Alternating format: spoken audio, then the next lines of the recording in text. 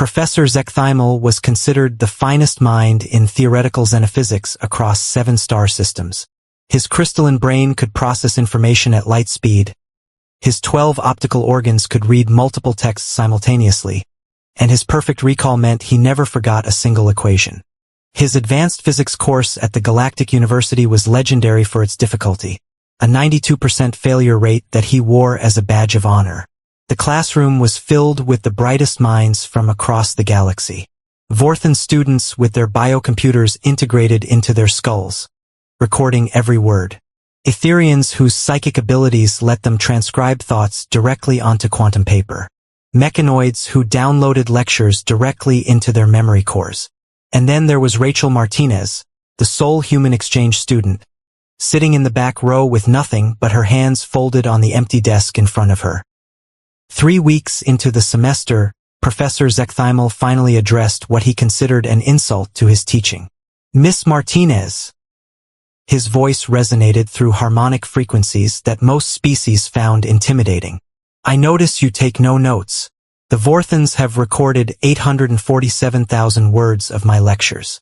The Etherians have filled 12 quantum notebooks. Even the Slugothi, who experience time differently, have managed to document my teachings. Yet you sit there empty-handed." The class turned to stare. Some snickered. The human girl was clearly overwhelmed, too proud to admit she couldn't keep up with superior intellects.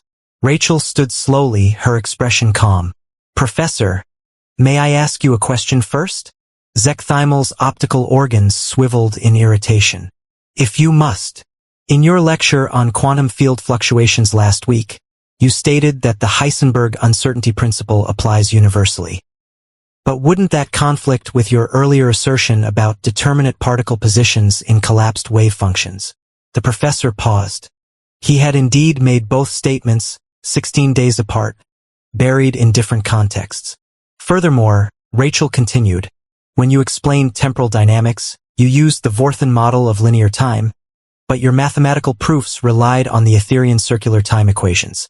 The two are incompatible unless you account for a third variable you never mentioned. Silence descended. The Vorthans quickly reviewed their recordings. She was right. "How do you remember?" Zechthymel began. "I don't just remember, Professor. I think." Rachel walked to the front of the class. "Every species here has developed technology to store information. The Vorthans record everything. The Etherians transcribe thoughts. The mechanoids download data. But humans? We had to survive on Earth with nothing but meat brains that forget, misremember, and distort." She picked up a marker. "So we learned something else. We learned to understand." On the board, she began drawing connections between concepts from weeks of lectures, creating a web of relationships that existed nowhere in Zechthymel's notes. "You taught us about quantum entanglement on day 3, then about consciousness wave functions on day 8. You never connected them, but they're the same phenomenon at different scales.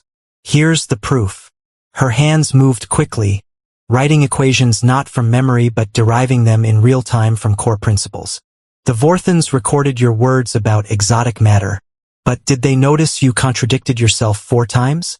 Did they realize those contradictions weren't errors but a pattern pointing to a 5th-dimensional solution?" The Vorthan students frantically reviewed their recordings. The contradictions were there, but none of them had noticed. "Humans can't record everything, so we learn to filter.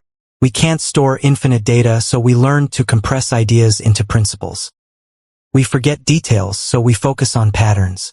Every weakness of our biology forced us to develop something your species never needed. Understanding over memorization, synthesis over storage, creativity over recall." She turned to face the class. "I have no notes because I'm not here to copy Professor Zechthymel's knowledge. I'm here to surpass it. While you were all documenting his theories, I was finding their flaws. While you recorded his equations, I was deriving better ones. While you memorized his answers, I was discovering new questions." The board was now covered with interconnected concepts that revealed gaps in the professor's teaching, new theorems that emerged from synthesis, and questions that no one had thought to ask. "This," Rachel gestured to her work, "isn't in any of your notes because it didn't exist until I thought it. That's what humans do. We can't compete with your storage capacity or processing speed.